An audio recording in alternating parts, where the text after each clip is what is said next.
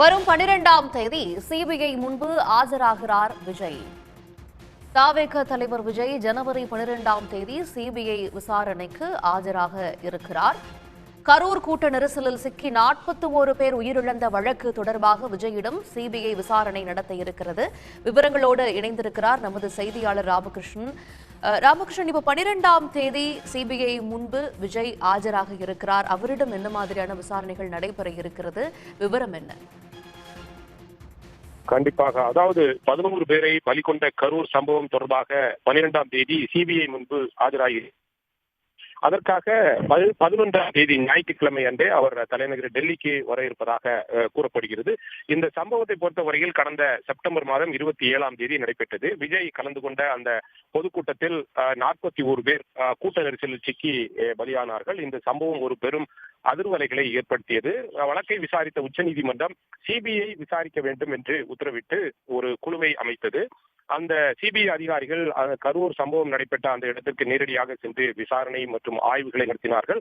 அதைத் தொடர்ந்துதான் கடந்த டிசம்பர் மாதம் 29, 30, 31 ஆகிய 3 தினங்களில் விஜய் கட்சி சார்ந்த புஷி ஆனந்த், அதே போன்று ஆதவ் அர்ஜுனா உள்ளிட்ட 5 பேரையும் நேரிலே அழைத்து விசாரணை நடத்தியது. அதே போன்று கரூர் மாவட்ட ஆட்சியர், கரூர் எஸ்பி உள்ளிட்ட அந்த வழக்கை விசாரித்து வந்த போலீஸ் அதிகாரிகளையும் நேரடியாக விசாரணைக்கு கொண்டு வந்து அழைத்து விசாரணை நடத்தியது. கடந்த டிசம்பர் மாதம் 29, 30 மற்றும் 31 ஆகிய 3 தினங்களில் சுமார் 18 மணி நேரத்திற்கும் மேலாக இந்த இரு தரப்பினரிடம் சிபிஐ அதிகாரிகள் விசாரணை நடத்தினார்கள்.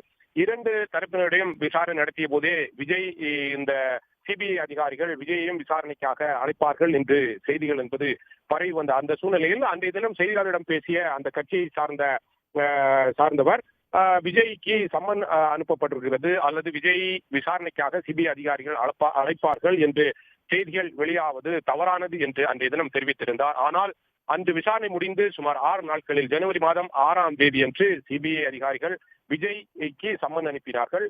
அந்த சம்மனை பொறுத்தவரையில் வருகின்ற 12ஆம் தேதி, அதாவது திங்கட்கிழமை அன்று விஜய் நேரில் தலைநகர் டெல்லியில் இருக்கின்ற சிபிஐ அலுவலகத்தில் ஆஜராக வேண்டும் என்று சம்மன் அனுப்பி உத்தரவு பிறப்பித்திருந்தது. அந்த அடிப்படையில் விஜய் 12ஆம் தேதி சிபிஐ அலுவலகத்தில் ஆஜராக இருக்கிறார். அதற்கு ஒரு நாள் முன்பு 11ஆம் தேதி அன்றே தலைநகர் டெல்லி வருவதாகத்தான் அவரது திட்டமாக இருக்கிறது.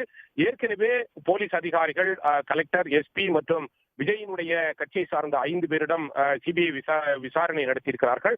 அவர்கள் கொடுத்திருக்கின்ற தகவல்கள், அவர்கள் கொடுத்திருக்கின்ற அந்த விசாரணை கேள்விகள் மற்றும் பதிலின் அடிப்படையில் விஜய் இடம் விசாரணை நடத்துகிறார்கள் சிபிஐ அதிகாரிகள்.